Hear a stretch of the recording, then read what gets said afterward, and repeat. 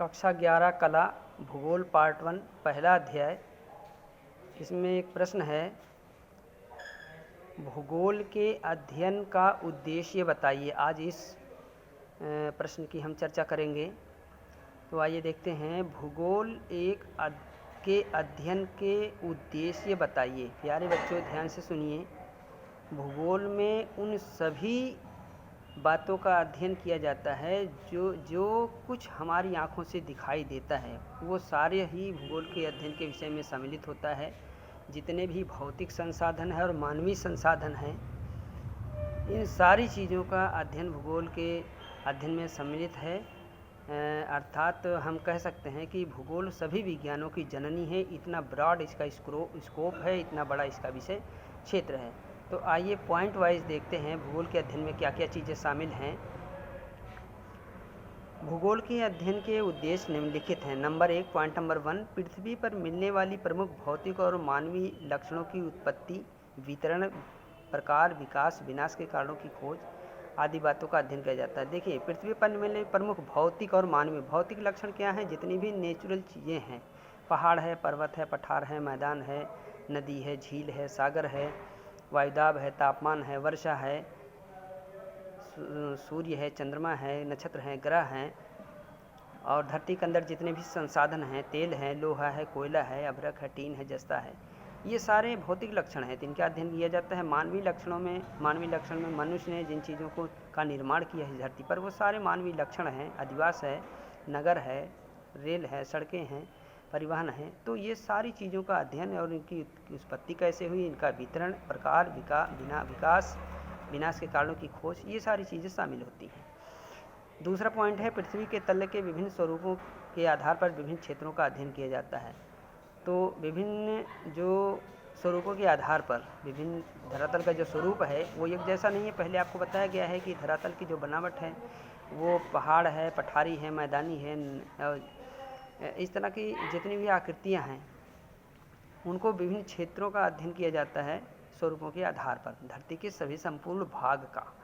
तीसरा पॉइंट है, पर्यावरण और मानव के पारस्परिक संबंधों का अध्ययन किया जाता है। जो पर्यावरण है, पर्यावरण जो चाहे मानवकृत पर्यावरण है, चाहे वो भौतिक पर्यावरण है, उसका मानव से क्या संबंध है। जैसे वर्षा है, भौतिक पर्यावरण में एक जो है क्या आता है, वर्षा आता है। तो वर्षा क्या है, वर्षा का प्रभाव मानव पर पड़ता है, मानव का वर्षा से संबंध है, क्योंकि मानव के लिए कृषि में वो सहायक है और वर्षा के कारण पेड़ पौधों का विकास होता है, तो मानव के लिए बहुत जो है लाभदायक है।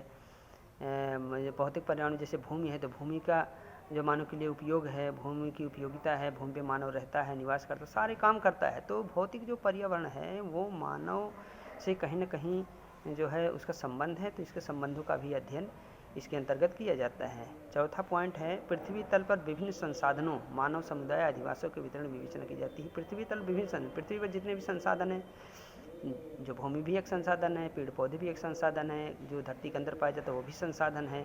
तो इन संसाधनों का अध्ययन व मानव समुदाय, अधिवासियों के वितरण, ये सारी चीज़ों का अध्ययन इसके अंतर्गत किया जाता है।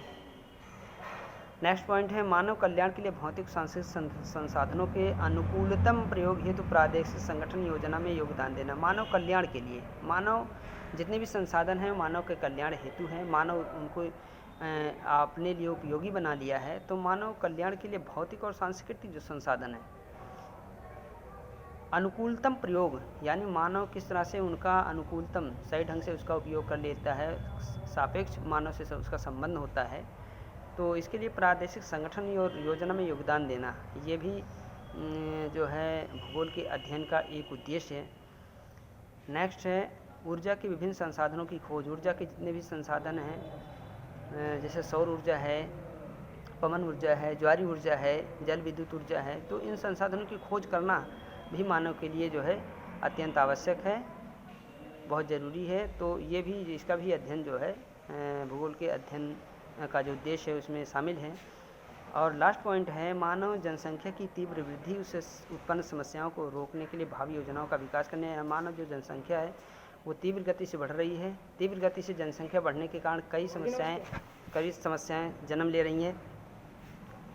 उन समस्याओं को रोकने के लिए, इनसे जो समस्याएं उत्पन्न हो रही है वो उन समस्याएं कैसे रोकी जा सकती हैं और विकास के लिए भविष्य में संबंधित करके कैसी योजना बनाई जा सकती है मानव कल्याण के लिए। तो ये सारी चीज़ें अध्ययन जो है भूगोल के उद्देश्य में शामिल है। इस प्रकार पृथ्वी पर मानवीय संसार के रूप में वैज्ञानिक रीति से वर्णन करना, क्षेत्रीय विकास योजनाओं को योगदान देना भूगोल का मुख्य उद्देश्य है।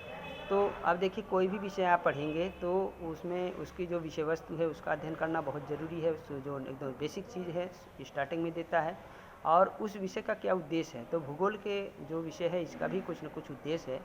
तो ये बड़ा जो है परीक्षा की दृष्टि से भी जो है इम्पोर्टेंट क्वेश्चन है। तो इस प्रश्न को भी आपको भली भांति पढ़ना है और समझना है, और इस सवाल को जो दिया है मैंने बता दिया है, इसे आप जो है वीडियो को देखिए, अपनी कॉपी में नोट कीजिए, और इसके आगे का जो है क्वेश्चन है वो अगली वीडियो में आपको बताया जाएगा। Thank you.